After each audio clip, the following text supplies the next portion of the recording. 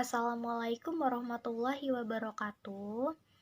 Saya perwakilan dari kelompok 11. Di sini kita akan membahas tentang analisis volume biaya laba. Sebelum itu, izinkan saya dan teman-teman saya untuk memperkenalkan diri terlebih dahulu. Perkenalkan, nama saya Sinta Anelia. Perkenalkan, nama saya Hartika Amalia. Nama saya Nafa Bentri Salsabila. Assalamualaikum warahmatullahi wabarakatuh. Perkenalkan, nama saya Hartika Amalia. Saya di sini akan menjelaskan tentang definisi dan asumsi yang mendasari BEP. Yang pertama, definisi BEP. BEP merupakan suatu analisa yang menggambarkan bagaimana perubahan biaya variabel, biaya tetap, harga jual, volume penjualan, dan bauran penjualan yang akan mempengaruhi laba perusahaan. Analisis ini merupakan instrumen yang lazim dipakai untuk menyediakan informasi yang bermanfaat bagi manajemen untuk pengambilan keputusan. Misalnya dalam menetapkan harga jual produk. Selain itu, ada juga beberapa definisi BEP menurut para ahli. Yang pertama, menurut Mulyadi pada tahun 1997. BEP adalah suatu usaha yang tidak memperoleh laba dan tidak menderita rugi. Dengan kata lain, suatu usaha dikatakan impas jika jumlah pendapatan atau revenue sama dengan jumlah biaya, atau apabila laba kontribusi hanya dapat digunakan untuk menutup biaya tetap saja. Yang kedua, menurut Sofyan Syafri Harahap pada tahun 1998. BEP berarti suatu keadaan di mana perusahaan tidak mengalami laba dan juga tidak mengalami rugi. Artinya, seluruh biaya yang dikeluarkan untuk kegiatan produksi itu dapat ditutupi oleh penghasilan penjualan, di mana total biaya tetap dan variabel sama dengan total penjualan, sehingga tidak ada laba dan tidak rugi. Selanjutnya, yang ketiga, asumsi yang mendasari BEP adalah yang pertama, variabilitas biaya dianggap akan mendekati pola perilaku yang diramalkan. Biaya tetap akan selalu konstan dalam kisar volume yang dipakai dalam perhitungan impas, sedangkan biaya variabel berubah sebanding dengan perubahan volume penjualan. Yang kedua, harga jual produk dianggap tidak berubah-ubah pada berbagai tingkat kegiatan. Contohnya, jika dalam usaha menaikkan volume penjualan dilakukan penurunan harga jual atau dengan memberikan potongan harga, maka hal ini mempengaruhi hubungan biaya volume laba. Yang ketiga, kapasitas produksi pabrik dianggap secara relatif konstan. Penambahan kapasitas produksi akan berakibat pada penambahan biaya tetap dan akan mempengaruhi hubungan biaya volume laba. Selanjutnya, perhitungan BEP. Perhitungan BEP dapat dilakukan dengan dua cara. Yang pertama, atas dasar unit, dan yang kedua, atas dasar sales atau penjualan dalam rupiah.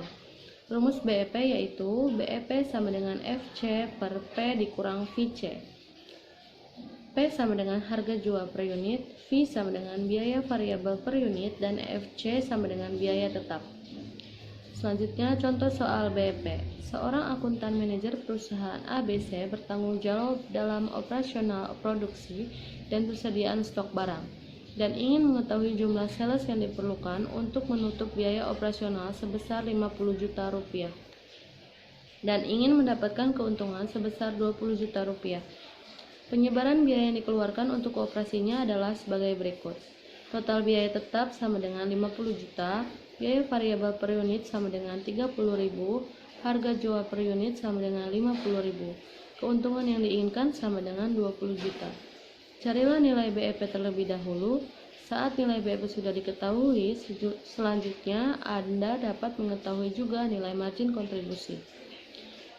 BEP sama dengan 50 juta dibagi margin kontribusi. BEP sama dengan 50 juta.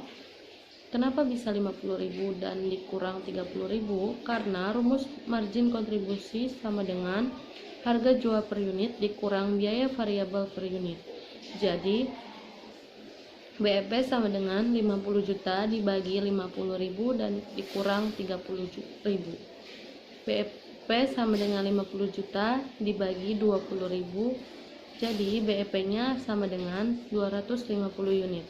Artinya perusahaan harus menjual 2.500 unit agar tidak mengalami kerugian. Tetapi jika hanya menjual 250 unit, perusahaan ABC juga tidak akan memperoleh keuntungan. Selanjutnya, konsep margin kontribusi. Margin kontribusi adalah selisih antara harga jual per unit dan biaya variabel per unit adalah besaran untuk menutup biaya tetap dan memberikan keuntungan per unit. Lalu ada rasio margin kontribusi. Rasio margin kontribusi adalah margin kontribusi dapat dinyatakan dalam suatu persentase dari pendapatan penjualan, yaitu RMC atau rasio margin kontribusi. Rumus RMC sama dengan margin kontribusi per penjualan atau margin kontribusi dibagi penjualan. Selanjutnya, tujuan mencari titik impas. Yang pertama, mencari tingkat aktivitas di mana pendapatan sama dengan biaya. Yang kedua, menunjukkan suatu sasaran volume penjualan minimal yang harus diraih oleh perusahaan. Yang ketiga, mengawasi kebijakan penentuan harga. Yang keempat, memungkinkan perusahaan mengetahui apakah mereka beroperasi dekat atau jauh dari titik impas. Lalu, ada juga komputasi titik impas. Titik impas dapat dinyatakan secara matematis dengan persamaan, yaitu penjualan sama dengan biaya. Selanjutnya, saya akan menjelaskan tentang margin of safety atau MOS. Analisis impas memberikan informasi mengenai berapa jumlah volume penjualan minimum agar perusahaan tidak menderita rugi. Jika angka impas dihubungkan dengan angka pendapatan penjualan yang dianggarkan atau pendapatan penjualan tertentu, maka akan diperoleh informasi berapa volume penjualan yang dianggarkan atau pendapatan penjualan tertentu boleh turun agar perusahaan tidak menderita rugi. Selisih antara volume penjualan yang dianggarkan dengan volume penjualan impas merupakan angka margin of safety. Kelebihan penjualan yang dianggarkan di atas volume penjualan impas merupakan seberapa banyak penjualan boleh turun sebelum perusahaan menderita kerugian. Artinya menunjukkan tingkat resiko mendapatkan kerugian jika terjadi kenaikan titik impas akibat suatu kondisi. Rumus dari margin of safety yaitu rumusnya adalah margin of safety sama dengan penjualan dianggarkan dikurangi BEP. Sedangkan rumus dari persentase margin of safety yaitu margin of safety dibagi penjualan. Selanjutnya, tuasan operasi. Tingkat pengeluaran biaya tetap di dalam sebuah perusahaan. Bagi akuntan manajemen, tuasan operasi mengacu kepada kemampuan perusahaan untuk menghasilkan kenaikan laba manakala volume penjualan berubah. Faktor tuasan operasi.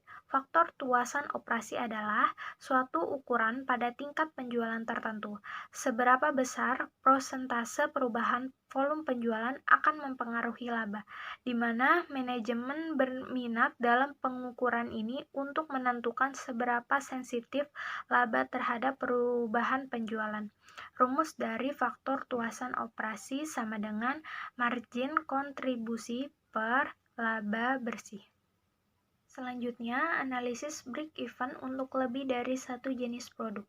Bila perusahaan menjual dua produk, yakni A dan B yang berbeda dalam harga jual per unit maupun biaya variabel per unit, namun kedua produk itu dihasilkan dengan mesin yang sama, sehingga pembebanan biaya tetap terhadap masing-masing jenis produk tidak mungkin dilakukan tanpa perhitungan yang masak. Selanjutnya, aplikasi manajerial dari analisis biaya volume laba. Hubungan antara biaya, volume, dan laba dipengaruhi oleh 5 faktor atau suatu kombinasi faktor-faktor berikut. Yang pertama ada harga jual persatuan, yang kedua ada volume penjualan, yang ketiga komposisi produk yang dijual, yang keempat biaya variabel per tahun, dan yang kelima total biaya tetap. Agar perencanaan laba perusahaan dapat efektif, manajemen harus dapat memperkirakan dampak perubahan masing-masing faktor tersebut terhadap laba bersih, impas, dan return of investment perusahaan. Selanjutnya ada contoh kasus dan penyelesaiannya. Identifikasi masalahnya, PT Tropical Coco Prima merupakan perusahaan yang bergerak di bidang industri produk tepung kelapa. Untuk memperoleh laba yang diinginkan oleh perusahaan, maka manajemen perusahaan PT Tropika Koko Prima harus tanggap dalam perencanaan, pengendalian, serta dalam pengambilan keputusan mengenai perolehan laba dari penjualan. Oleh karena itu, manajemen PT Tropika Koko Prima perlu menganalisa komponen-komponen dari perencanaan yang sesuai dengan kondisi perusahaan. Salah satu pendekatan yang digunakan dalam perencanaan laba adalah analisis cost volume profit, yang dipakai manajemen sebagai satu teknik perencanaan, pengendalian, dan pengambilan keputusan pada kegiatan perusahaan dalam mencapai laba dan menghadapi kemungkinan terjadi perubahan atas volume penjualan, harga jual, serta biaya yang dikeluarkan. Tujuan yang ingin dicapai dalam penelitian ini adalah untuk mengetahui bagaimana analisis cost, volume, profit, dalam pengambilan keputusan perencanaan laba pada PT Tropika Koko Prima. Selanjutnya pembahasan. Manajemen PT Tropika Koko Prima melakukan perencanaan laba dengan menetapkan presentasi target laba. Penetapan target laba akan menunjukkan beberapa penjualan yang harus dicapai agar memenuhi laba yang telah ditargetkan. Perusahaan menetapkan target laba 30% untuk tahun 2011 dan 2012. Dengan target laba 30% yang telah dihitung penjualan minimal yang harus dicapai pada tahun 2011 sebesar 29.653 juta sekian. Pada tahun 2012 sebesar 70.938 juta sekian. Penjualan yang terjadi pada tahun 2011 telah melebihi penjualan minimal, yang berarti bahwa telah melebihi target laba. Pada tahun 2012, penjualan minimum yang harus terjadi untuk mencapai target laba sebesar 70.938 juta sekian. Solusi dan penyelesaiannya, yang pertama, PT Tropika Koko Prima diharapkan mampu menerapkan analisis cost volume profit dalam pengambilan keputusan dalam perencanaan laba di mana dapat diketahui volume penjualan minimum sehingga perusahaan tidak mengalami kerugian, dan analisis ini dapat memberikan informasi mengenai penjualan yang harus dicapai agar target laba tercapai. Yang kedua, ada perusahaan dapat menggunakan analisis cost volume profit untuk memperkirakan dampak dari berbagai alternatif keputusan dan lebih memperhatikan untuk lebih menekan biaya variabel untuk melakukan proses produksi agar dapat menekan harga jual yang terdampak pada laba yang didapat. Harga jual yang mudah dijangkau dapat meningkatkan volume penjualan. Selanjutnya kesimpulan. Hasil penelitian yang dilakukan dapat disimpulkan sebagai berikut. Yang pertama, dalam pengambilan keputusan perencanaan laba perusahaan yang efektif, yaitu pencapaian tujuan perusahaan secara tepat dalam menentukan pilihan dari beberapa pilihan lainnya, dengan menggunakan cost volume profit, perusahaan dapat mengkirakan dampak perubahan-perubahan biaya, volume, harga jual terhadap laba. Yang kedua, perusahaan dapat memilih berbagai macam alternatif tindakan dalam mengambil keputusan dalam pencapaian laba di masa yang akan datang. Perubahan harga jual, biaya variabel, dan biaya tetap dapat mempengaruhi laba yang akan dicapai oleh perusahaan.